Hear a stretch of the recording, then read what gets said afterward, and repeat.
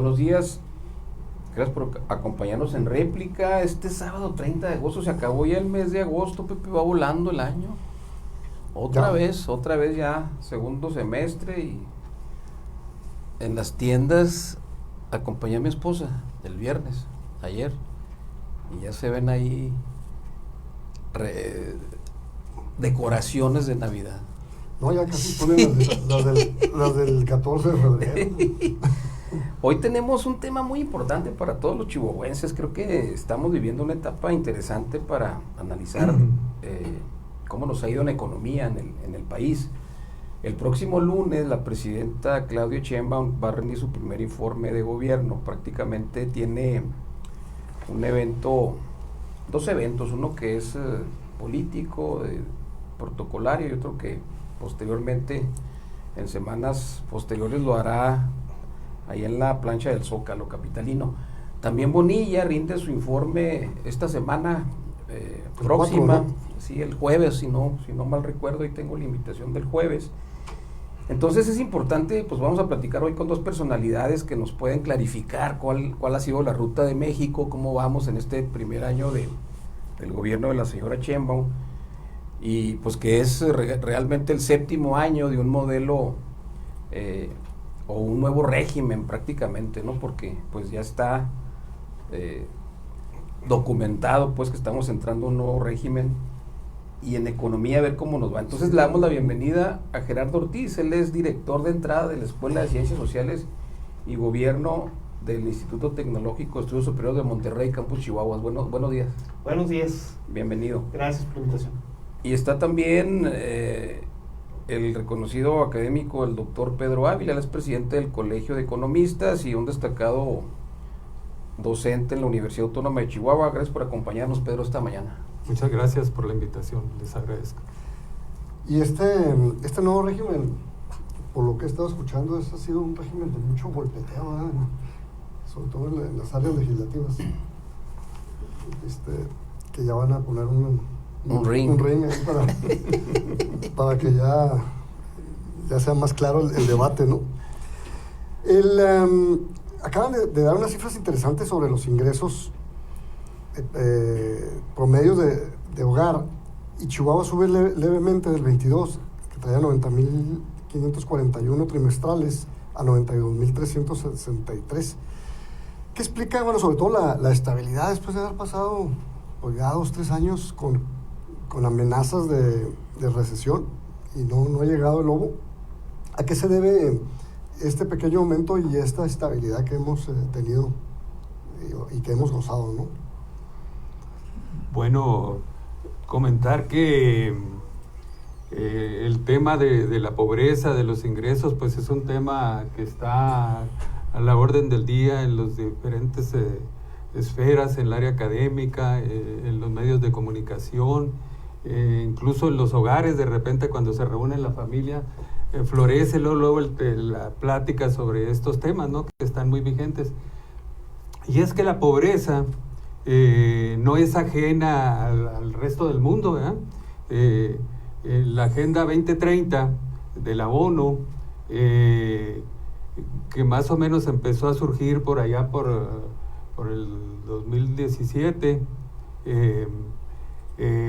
nos dicen los datos de estos objetivos que inician con erradicar la pobreza, es el primer objetivo, y el segundo es el hambre cero, ¿verdad? Y el tercero se refiere a la alimentación y a la educación, y el cuarto a la salud. Y nos dicen sus datos que hay como 750 millones de pobres en todo el mundo, ¿verdad? Entonces, no es privativo de México, ni es ajeno de México, es una situación que prevalece en todo el mundo. Y eso hace que este tema, hoy que el INEGI nos ha dado las cifras, no solamente de la pobreza, en mayo nos dio de la pobreza laboral, luego sacó la NIC, ¿no?, la encuesta de ingreso-gasto de los hogares, después le da la pobreza multifactorial, ¿verdad? Y antier nos vuelve a sacar para el segundo trimestre la pobreza laboral. Entonces, esto ha levantado muchas polémicas porque algunos cuestionan el crecimiento del ingreso y el decrecimiento de la pobreza, ¿verdad? Entonces, esta mañana incluso en la Universidad Autónoma de Chihuahua, en un claustro de maestros, pues fue el tema de la plática. En vez de hacerlo académico, ahí estaba el ingreso-gasto de los hogares y la pobreza, fue el tema principal que se abordaba en las distintas mesas, ¿verdad? Entonces, es un tema importante, pues que hay que analizarlo con cuidado, quizá desde la óptica de los 4 informes, ¿verdad? Gerardo. Pues tal vez podríamos hablar de este aumento, este sensible aumento, a razón también del aumento en los ingresos. Me parece que tendríamos que ser muy cautelosos respecto de los pronósticos sobre la pobreza, sobre todo cuando este gobierno se ha manifestado de manera contundente, de manera tan estricta sobre el combate frontal a la pobreza, y aparentemente la fórmula ha servido porque un porcentaje me parece muy notable de mexicanos y mexicanas han pasado de la pobreza extrema, han mudado esta condición paupérrima y han logrado subir al menos un decil en su calidad de vida. Algo también importante es destacar la disminución tal vez de los ingresos para trabajos independientes. Es decir, vemos un aumento sobre temas de ingresos formales, y si a esto le añadimos también la parte de los programas sociales, es claro que estamos frente a una cifra que suena lógica, ¿no? No hay que celebrar, no hay que cantar en vísperas, pero me parece que esto se justifica en gran medida por un aumento tanto en el salario mínimo, no así el aumento en los trabajos independientes o en los proyectos independientes, y también a la asistencia continua de programas sociales que tenemos. Dentro de las fuentes de ingreso por trabajo avanzó a 62.139 con un alza del 7.2 en remuneraciones subordinadas, y hay una caída del 17.8 en trabajo independiente. Uh-huh. Es lo que platicaba ahorita aquí el doctor Ortiz. ¿Qué está ocurriendo con el autoempleo y la formalización? Por ejemplo, y hablando de Chihuahua, que estamos en un buen número, según el IMCO, ¿no?, de que somos de los estados que tiene mayor formalidad en el país. Sí, efectivamente, aquí en Chihuahua, pues tenemos varios rubros donde estamos muy bien, ¿no? Aquí en Chihuahua somos el primer lugar en exportación de mercancías, ¿no? No sabemos cómo nos afecte todavía los cambios con Estados Unidos, pero en los índices de competitividad estatal, ¿verdad?, también salimos muy bien. Se acaban de presentar por parte del INCO y también salimos muy bien, ¿verdad? Eso hace que en Chihuahua pues estemos con el ingreso mensual que acaba de dar el ENIC, que en promedio a nivel nacional está como en 25,000 pesos mensuales. Aquí está en 30,000, ¿verdad? Entonces eso posiciona a Chihuahua en el 7º lugar más o menos a nivel nacional entre el ranking de las entidades federativas. Entonces eso que hace que fortalece, ¿no?, fortalece tanto la formalidad como la informalidad, ¿verdad? Que es importante que los dos se fortalezcan, que es diferente la medición. Aquí en México ¿verdad?, los índices de ocupación, en Estados Unidos índices del empleo, ¿no? Allá no contabilizan la informalidad, ¿verdad? Entonces es diferente. Pero en Chihuahua yo creo que vamos bien en el ingreso, ¿no? Y por otra parte, pues el salario mínimo ha crecido de manera importante, que fortaleció los ingresos tanto a nivel nacional como estatal, ¿no? El 2017, ya que hablaba de 2017 hace rato con la Agenda 2030, más o menos estaba el salario mínimo mensual en unos 2,400 pesos y hoy anda en 8,500 más o menos el salario mínimo mensual. O sea, dio un brinco muy grande. Por eso en el ingreso-gasto de los hogares, el principal componente del incremento de los ingresos pues es el ingreso laboral, ¿verdad? Después pues ya vienen las transferencias, vienen las remesas, que es muy importante. Las remesas, si contabilizamos el año pasado, andamos por 65 mil millones de dólares anuales en remesas, ¿no? Que es como si fuera una Secretaría de Desarrollo Social. Sí. Alterna. Alterna, ¿verdad? Con el gran beneficio que llega personal, ¿verdad? Y lo puedes usar en lo que quieras. Y llega enterita, ¿verdad? Entonces, y si lo comparamos con la IED, con la inversión extranjera directa, pues anda entre 36 mil más o menos el año pasado. O sea, es el doble lo que llegó de remesas que la inversión extranjera. Y la inversión extranjera, si la vemos aquí, pues puede llegar una empresa, quizá maquiladora, ¿verdad? Que la derrama, pues primero es en los terrenos, en las naves, en la contratación del personal, y llega pues a las personas, sobre todo a las personas de los deciles más bajos, pues es más tardado. En cambio allá llega directito, aunque ande sufriendo allá que lo mande escondido y todo esto, pero eso pues fortalece mucho. Yo creo que esos son los grandes héroes, los que envían las remesas, y gran alivio para los que lo reciben, y eso impulsó el ingreso en este país, ¿verdad? Y yo me imagino que más sensible que los programas sociales, ¿verdad?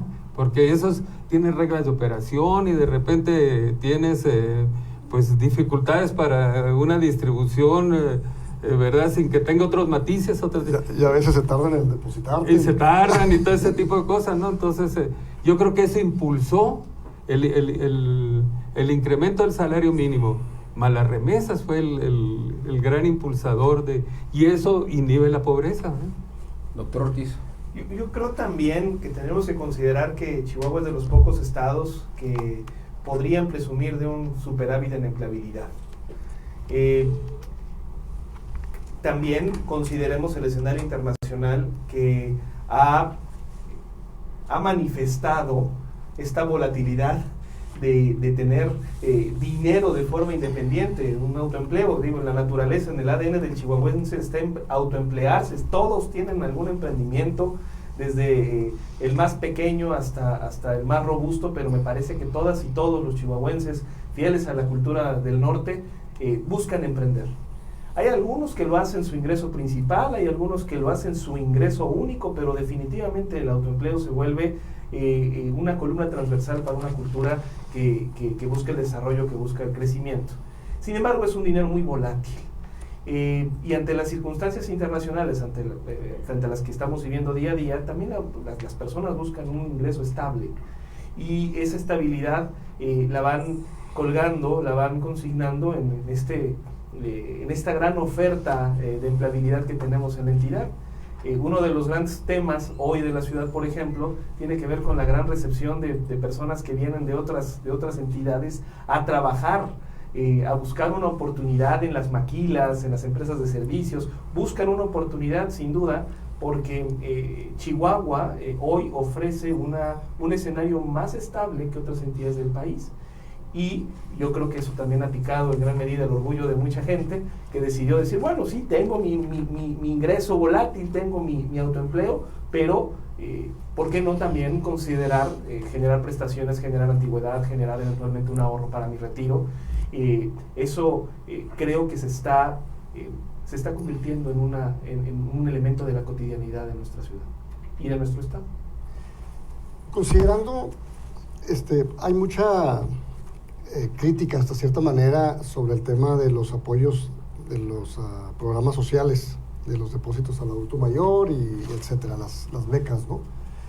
Y luego también, contrario a lo que se esperaba, el aumento del salario, como lo comentabas ahorita, se esperaba que hubiera un crecimiento de la inflación, ¿no? Iba a encarecer y todo. Más sin embargo sucedió pues básicamente lo contrario, ¿no? Y yo creo que tenemos ahora una economía interna mucho más robusta y en manera, creo yo, de las empresas, de con ese dinero que está rotando muchas veces, el gobierno quizás está generando más impuestos, las empresas están siendo más eficientes y eso ha logrado mantener los precios más bajos, pero desde el punto de vista de economía, ¿cómo lo ven ustedes? ¿Qué tan bueno ha sido el repartir dinero así y el haber aumentado el salario mínimo a esos niveles impensables antes, ¿no? Bueno, yo podría comentar lo siguiente. Las finanzas públicas nacionales están pasando por un momento difícil porque pues tenemos la situación internacional con todos los bemoles que tenemos con las cuestiones de los aranceles y otro tipo de cosas, ¿no? Pero aparte tenemos un alto nivel de deuda. El presupuesto federal anda por 9.3 billones. El presupuesto del Estado es 107,000 millones de pesos. La Secretaría de Desarrollo Social del ramo 20 del gobierno federal tiene como 5 veces el presupuesto del gobierno del Estado, que lo distribuye a través de programas sociales en todo el país. Pero, sin embargo, pues lo que ha permeado más, como comentamos anteriormente, pues ha sido el ingreso laboral, más que los programas sociales. Pero de todas maneras, su manejo, su operación de ellos, da pie a muchas controversias, ¿verdad? Muchas controversias de diversos tipos y mucha gente se queja de las etiquetas como dádivas y con muchas otras etiquetas, pero en mi opinión pues hay que analizarse bien la información que viene del INEGI, por ejemplo, ¿verdad? Y no creo que los programas sociales tengan el mayor peso específico en esta cuestión del ingreso. Pero además yo creo que va a venir una situación en los tiempos que están por venir difíciles, ¿no? Porque si México no crece, ¿ya? Pues, que eso es lo que nos dice la OCDE, el BID y los organismos internacionales calificadores, ¿ya? Si nosotros suponemos que un punto del PIB nacional va a generar más o menos 500,000 empleos, que puede ser un cálculo, ¿no? Que no necesariamente está cabalmente correcto. Y si nosotros no crecemos, va a haber un problema serio en el futuro con la cuestión del empleo, ¿no? Y sobre todo porque pues andamos con respecto al PIB, la deuda anda cerca del 50%.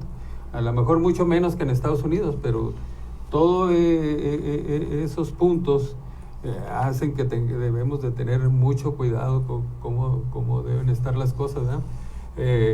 Porque si después vemos las carencias sociales, por ejemplo, las personas con carencia de acceso a la salud, tanto en el Estado como a nivel nacional, está muy alto, ¿verdad? Y luego si le escudriñamos, pues aquí en Chihuahua, aunque muy levemente, pero creció la pobreza extrema, ¿verdad? Aunque la pobreza extrema esté en 1% y creció a 2%, algo así, fue muy bajito, pero creció. Luego hay carencias de acceso a la educación, tanto a nivel nacional como aquí. Y las cifras en esas carencias son altas, son muy altas, entonces no hay que echar las campanas a vuelo con esto de que bajó la pobreza, porque si nos ponemos a ver cada una de esas carencias sociales, vemos que es mucha la gente.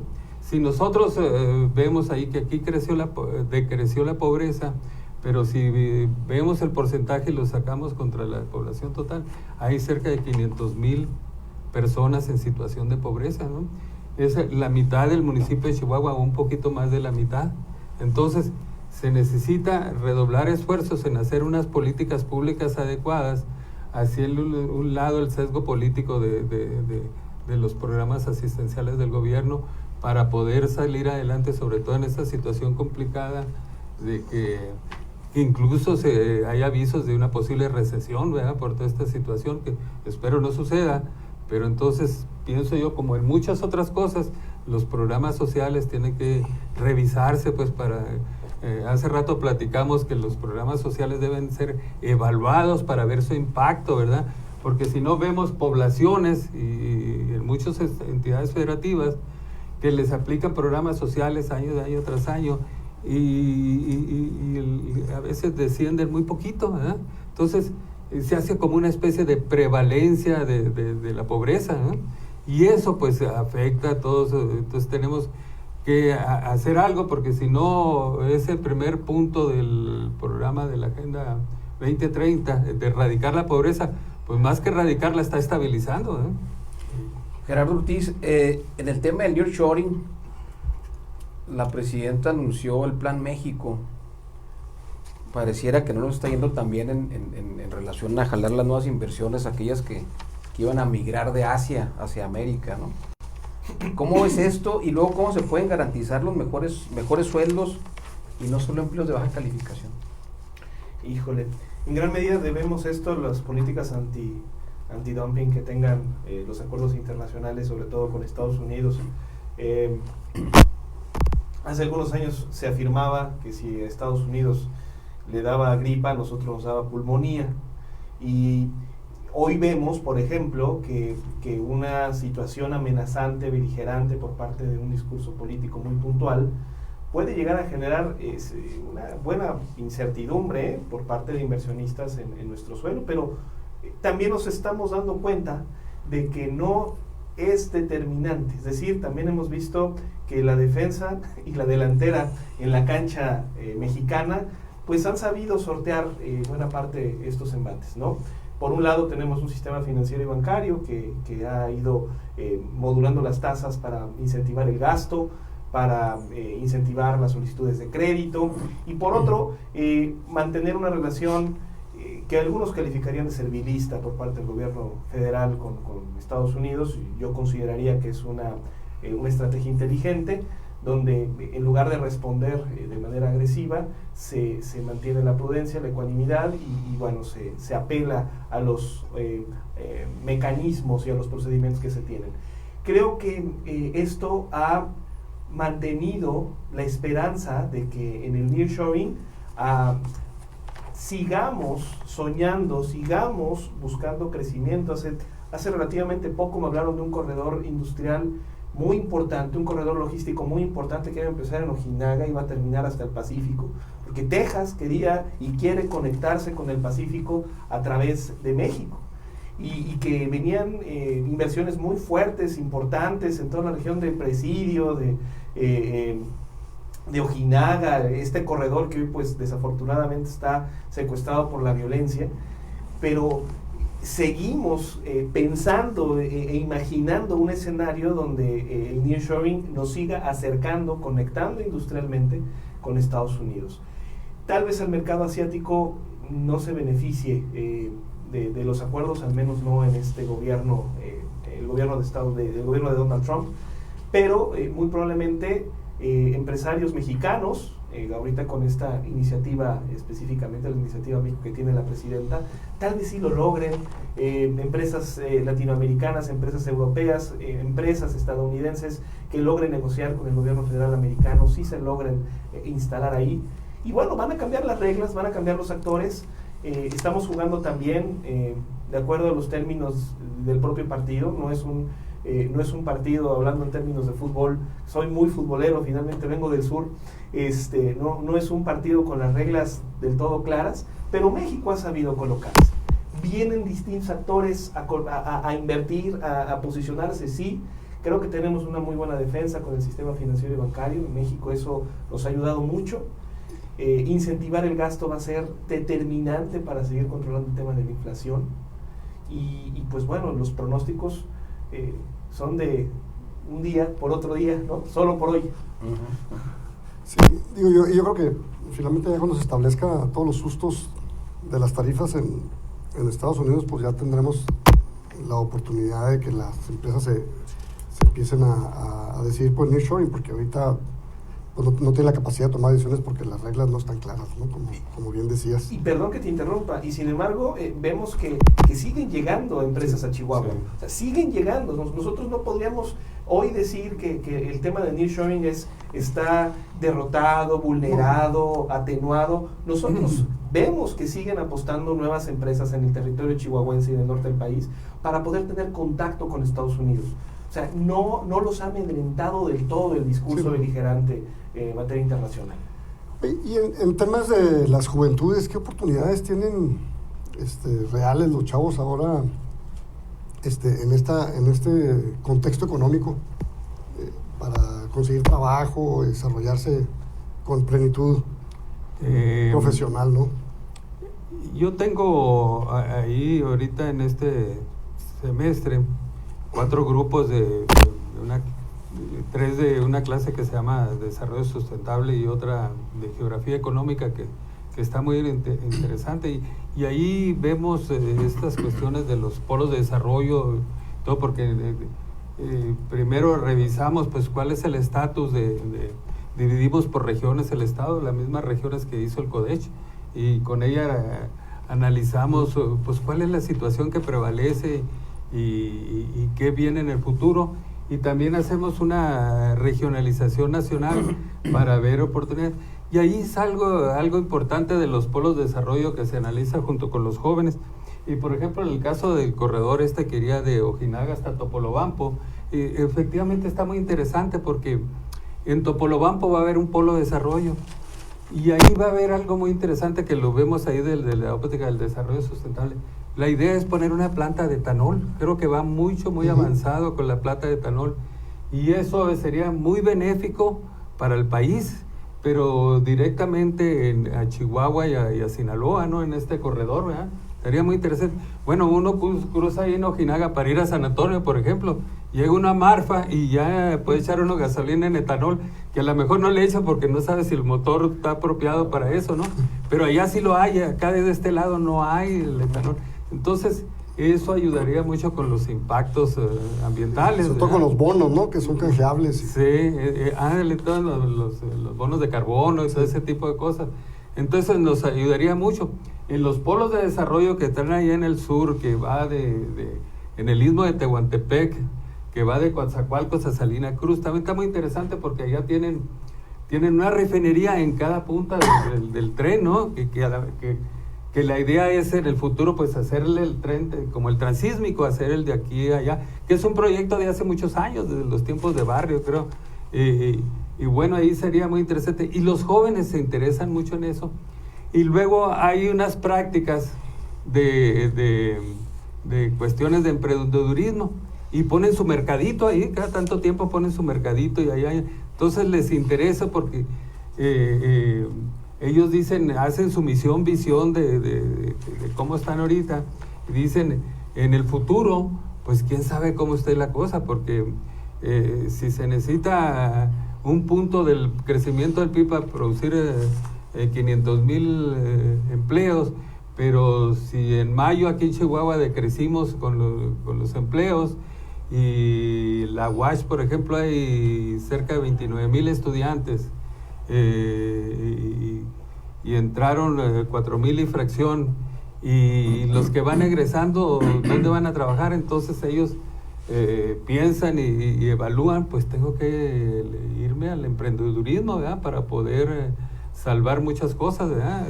Entonces todas esas situaciones pues hacen ver que a lo mejor está difícil, pero muy interesante cómo vamos a salir con todo eso, ¿verdad?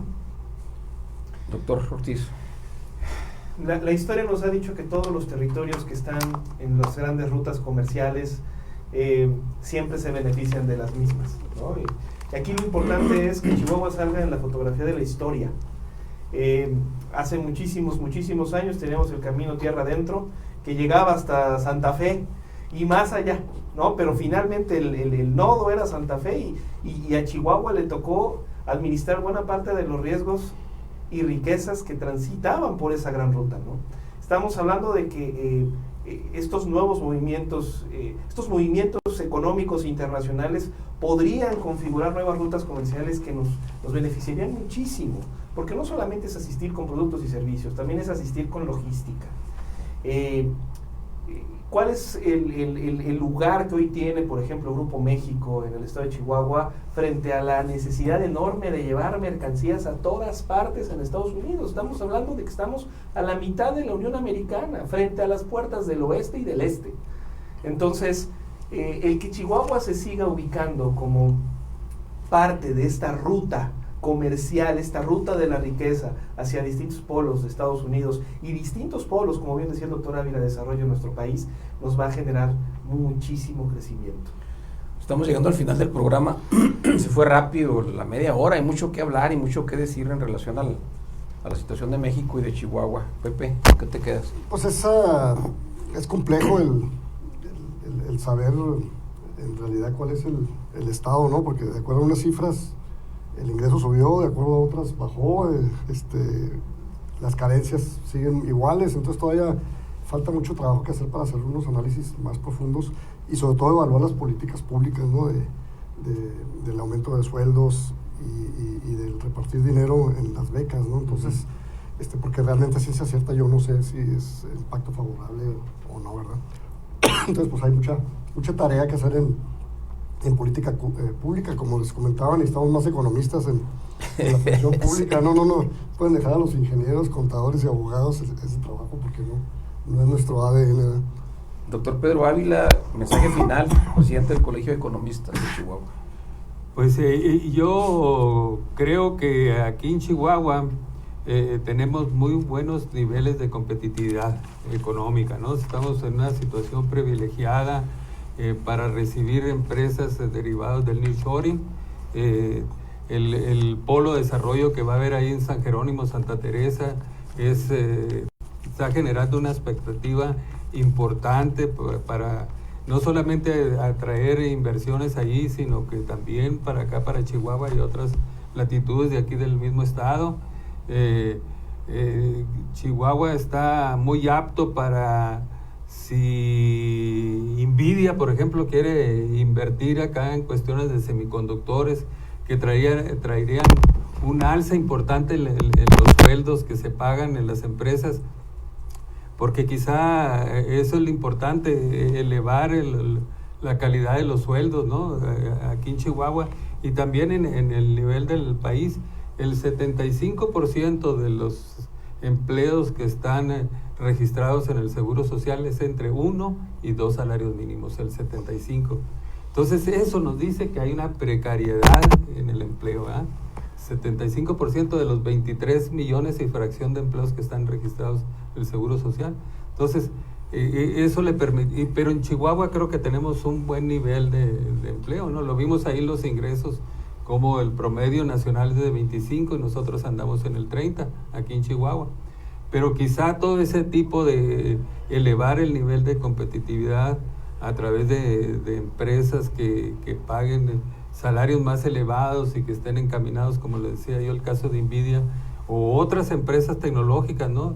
Creo que nos ayudaría mucho.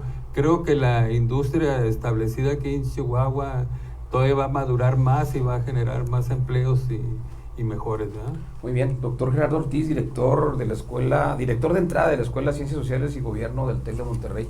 Mensaje. Sin duda, para poder soñar, uno necesita estar en paz, no deberle nada a nadie, estar bien hidratado, bien comido. Y creo que uno de los problemas también de la entidad es que tenemos tantas expectativas en temas de competitividad que nos hemos olvidado de que buenas partes de nuestro estado siguen secuestradas por temas de violencia. Tenemos una sierra maravillosa, una sierra tarahumara, que sigue sufriendo los estragos no solamente de destrucción a su cosmogonía, sino también de esta precarización de su calidad de vida, de sus condiciones, ¿no? Creo que para poder soñar necesitamos también ser conscientes. Hablaba de estar bien hidratados, necesitamos estar conscientes de nuestro consumo del agua, ¿no? Somos una de las entidades con mayor producción agrícola del país y curiosamente somos una de las entidades que también sufren de abasto de este vital líquido. Para poder soñar, insisto, necesitamos garantizar algunos aspectos y es buen momento para reflexionar. podemos servirle de mucho a la patria, sin duda, podemos servirle un polo magnífico de crecimiento, pero también tenemos que ayudarnos a los de adentro, tenemos que estar conscientes de que hay muchas necesidades vitales que resolver.